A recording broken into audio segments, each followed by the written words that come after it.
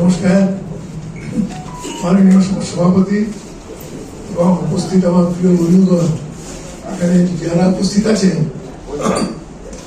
প্রায় সকলের সঙ্গে আমার ব্যক্তিগত সম্পর্ক, ব্যক্তিগত বন্ধুত্ব, কারিগরের সঙ্গে অনেক দীর্ঘ, কারিগরের সঙ্গে একটু বেশি ঘনিষ্ঠ। কিন্তু অনেক মুখে দেখছি বেশ কিছুদিন পর দেখে কি ধারণা লাগছে। প্রথমত এই যেটা আমার দেশ সভাপতি বললেন, গায়ের মধ্যে লাল হলুদের জার্সিটাই একটা বিরাট ঘোষণা, সেটাই আমাদের উদ্দীপ্ত করে। আমরা এখন আরো বেশি উদ্দীপ্ত বোধ করছি আজকের এই অনুষ্ঠানের পরে।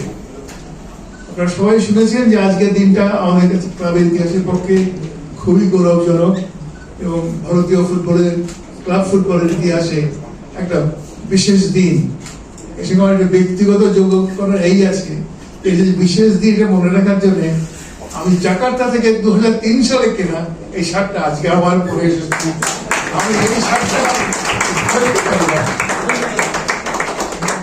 জাকার্তা যে কিনেছিলাম আজও চালিয়ে যাচ্ছি, অর্থাৎ যত্ন করে রাখতে হয় তো, তাহলে এত বছর কি করে। এটাকে দেখলেই আমার জাকার্তার কথা মনে পড়ে।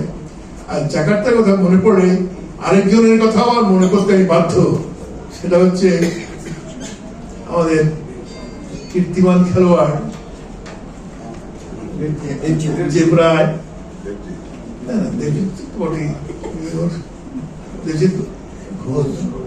দেবজিৎ ঘোষ, ও যে কি অবস্থায় ছিল আপনার সেটা পড়েছেন, হয়তো কারো কারো মনেও থাকতে পারে।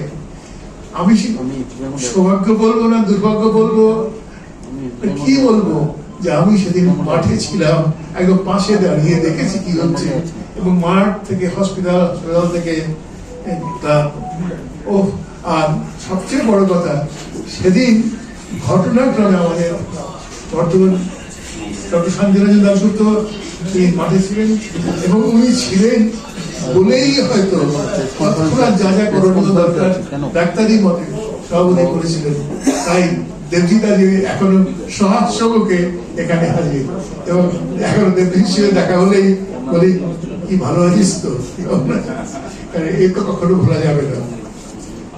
এই কথাটা এই জন্য বলছি প্রত্যেকের মনে রাখার জন্য, যারা খেলার সঙ্গে যুক্ত, একটা দুর্ঘটনাতে ঘটতেই পারে জীবনে, কিন্তু দুর্ঘটনায় শেষ কথা নয়, তারপরেও সবসময় থাকে next morning, next morning, next morning. আমরা সেই নেক্সট মর্নিং গুলোর দিকে আরো উদ্গ্রীব হয়ে তাকিয়ে থাকবো। আপনারা সবাই আমাদের সঙ্গ দিয়েছেন, আগামী দিনেও আমাদের সঙ্গ দেবেন, আমাদের সমর্থন দেবেন, এটা আশা করি। ধন্যবাদ।